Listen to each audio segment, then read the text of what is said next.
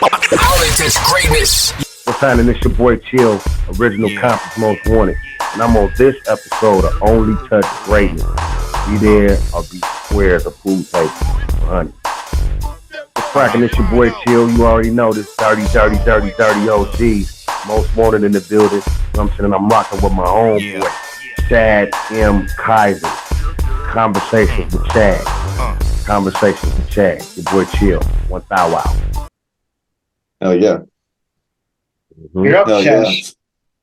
So Chill. I want to get into the new record, man. Because Ultimate Gangsta shit, that shit slaps, man. I mean, that's like some real, like it sonically, that shit is dope. So when you're putting this record together, man, tell me about, you know, coming into it and what your mindset was like putting this album together. I ain't even gonna front. This is probably the hardest record I had to do. You know what I mean? I had moved to Vegas. I was married. You know, I had a family, the whole nine. You know what I mean? In the midst of that, you know, we had a shop, I had a studio, a hair salon, all of that out there. In the midst of that, I got a divorce. You know what I mean? So it was a lot of depression. You know, I don't want to do it no more. I don't want to do this record no more. If you remember, I had a whole nother video clip up from the beginning of Ultimate Gangsta shit. I didn't even use that song on the album. It was a song called Ultimate Gangsta shit with the beat going backwards and all. And it was a dope song. It's just where I was at that time. And then moving back to Cali, you know, putting my stuff back together and actually being encouraged by some good friends of mine, Kurupt and my boy that shoot all my videos, Ray, you know what I mean, Westlife. You know, of course, my partner, MC8, you know what I mean, you know, kind of guide me through it. You know what I mean?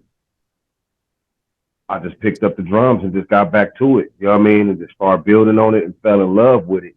And I said, okay, this project is a show-off project. I really want every song to slap. I want to take my time with it. I want it to sound good for the quality of it. Because a lot of people, you know what I'm saying, be having dope records, but the mixes be crap. You know what I'm saying? Yeah. Or vice versa. Somebody has a crappy record, but the mix is dope.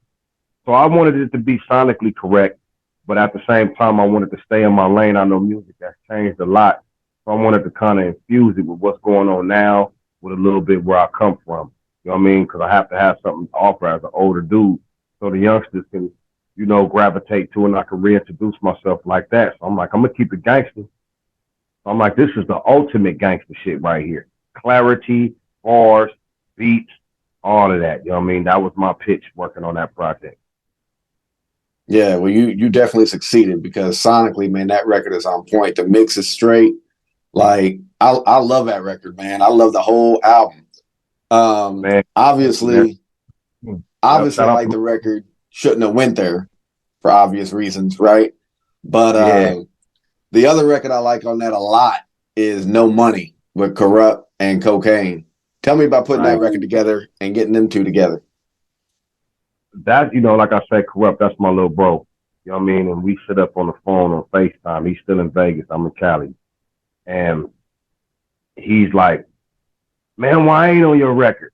And I'm like, because you didn't come get on it. You know what I mean? Now, you know, over the years, me and Kurupt, we got a lot of songs out. You know, and of course, we from the same groups, too, as outside of our group, the Dirty OGs, as well as First Generation.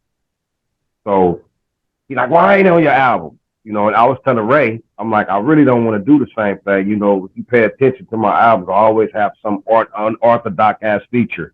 Like, you know, Forward 80 had me and Big Mike and Silky Fine on it. You know, people wouldn't expect that. You know what I mean? Yeah. Or Elephant had me, Kokane, and Cujo from the Goody Mob on it. People would never expect that. You know what I mean? So I had pulled up an old, I was going through my hard drive. Me and Kurupt was on the phone. I pulled up an old beat. We was talking shit. I'm like, fool, I could put together an album on you right now. You know what I'm saying? Just with the stuff in my hard drive. And I played that. And originally that was a record, a beat that I did for what's my boy name on TDE? Not Kendrick, not J Rock. Absol. Absol. You know what I mean? So we recorded that a long time ago. Kurupt's verse, me on the beat, and Kokane on the hook. So I pulled that up and I said, I'm gonna put my verse on it. And I said, I'll put that on the album. You know what I mean? So that's where that song came from and what brought it to the forefront. Then I put it together dope too. I'm like, man, let me go back in. Let me, you know, Brink Sinatra, he produced, he did the beat, I produced it. You know what I'm saying? So I'm like, let me, you know, make some transitions in it and make it a little dope. You know what I'm saying? Take Kokane, put him right here, you know, all that good stuff. You know what I mean? And I actually got a video from the drop for that song too. Okay, dope. That's right. awesome. Cocane's great guy. We met him a few times. Oh yeah. We had him on the show at Octavius's West Coast Hip Hop Awards. Hip Hop Awards. Yep. Shout out to Mr. Octavius. He met him over there at the Hip Hop Awards, and also like he's such a dope person. You know what I'm saying? And I love it. Like Chad said, like Ultimate Gangsta shit. This is one of my favorite albums so far in 2023. Like, I'm not gonna lie, like no skips to me. Like I can listen to it, like for real. In my lowrider with Daz Dillinger. Shout out to Daz, matter of fact, you know what I'm saying? Like, how was it working with him and also working with Hump on this album too, Young Hump? Because I don't never hear, you know, I never hear that much of Young Hump, you know what I'm saying? Unless it's on, you know, some real dope shit like that. Like, just tell us a little bit about it. It definitely was, you know, just like I said in my unorthodox, you know, bag. Yeah. You know what I mean? Like, you know, we always run into each other here and there at these different events and different stuff. We always say, hey, man, you know what I mean? Let's get together. Let's do something. Well, I'm a guy that actually stands on that. You know what I mean? If I'm working on something that's going to fit that, you know what I mean? I'll reach out.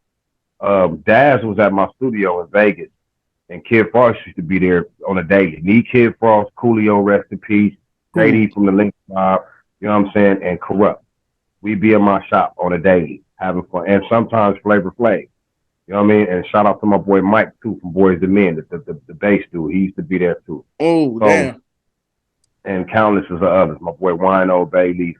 You know, that was the hangout for us. You know what I mean? At my spot. And Lowrider came. We was working on a project called Black Tino. Me, JD, Kid Frost, and Mellow Man Ace, and Kurupt. And you know, I got songs on it.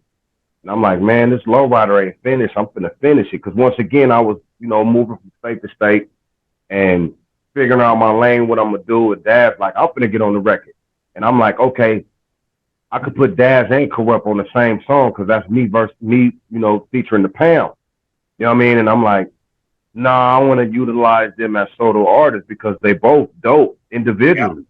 You know what I mean? So I wanted to give Daz his own lane, but put him on that unorthodox shit. Something like they would never think of. Daz, Chill, and Kid Frost. Like, that's a cold melt right there. You know what I mean? And I want to put it on some Lowrider shit, like some slow, you know, with the hyena, with the makeup, with the feather. We riding with the top down through Woodier. I want to give it that feel.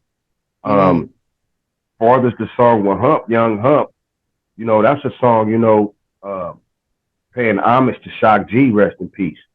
You know what I mean? I want it to be funky. I want it to have that groove. And I just, you know, I'm into tones. You know what I mean? Like, man, what would Humpty sound like on this? I said, man, let me reach out to Young Hump. That's my boy. You know what I'm saying? Like, we gonna pop peas on here. You know what I'm saying? We gonna spit some game. You know what I'm saying? And we ain't gonna give it to the cute, you know, fantasy Instagram chicks. We gonna give it to the big broads. You know what I'm saying? Right. And that's what it was about. Like, we gonna clown, you know what I'm saying? But we gonna give it to the big broads. You know what I'm saying? So that's where it did it. And then we was talking like, man, what would Digital Underground and Compton's Most Wanted sound like together? I said, like this. We gonna name the song Digital's Most Wanted. You know what I mean? So that's where that came from. And Money B heard it and lost his ring. He's like, man, what the hell? I'm like, that's the Shock G, bro. Yeah. Right. Money B's a beauty too. We had him on the show. Oh yeah, we had him on the show too. Prince, you got to ask a question, or am I gonna shoot it? Oh no, yeah, I can ask a question, man.